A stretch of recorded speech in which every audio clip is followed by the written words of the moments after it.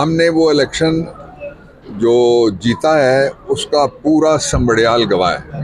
ये बाहर ही नहीं निकल सके। पूरी इलेक्शन कैंपेन में सारी सख्तियों के बावजूद पाकिस्तान तहरीक इंसाफ मैदान में थी। कल इनके कैंप्स खाली थे। इंडिपेंडेंट ब्लॉगर्स, रिपोर्टर्स, उन सब ने ये रिपोर्ट किया है।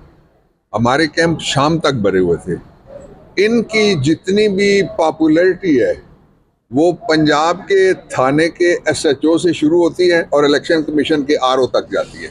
इसके अलावा ये पब्लिक में गए ही नहीं है। तो लोगों को अपने जूते ज़ाया करने पड़ जाने थे, इसलिए ये नहीं गए।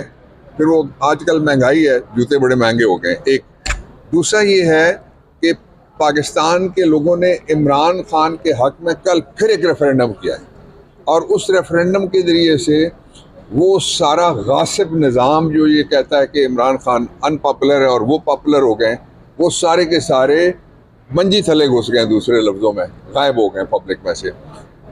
फिर ये कि इमरान खान ने एक ऐसे मरहले पे 2 फैसले किए हैं जो पाकिस्तान की तकदीर इंशाल्लाह ज़रूर बदलेंगे। एक तो ये कि उन्होंने कहा है कि अब जो मज़ाहमत है उसको मैं खुद पहले की तरह जेल में बैठ के लीड करूँगा। अच्छा, आखिरी बात मैं जो कहना चाहता हूँ, और सवाल है फिर मैं ले लेता हूँ, वो बात ये है कि इस वक्त 2 फैसले इमरान खान ने किए। एक फैसला मैंने आपको बता दिया, दूसरा फैसला ये है, वो कहते हैं कि टाइम मैं चूज़ करूँगा और दिन मैं चूज़ करूँगा और वेन्यू मैं चूज़ करूँगा, जिसके ज़रिए से मैं बताऊँगा कि हम कब ये मज़ामत की तहरीक दोबारा जो है इसको शुरू कर रहे हैं।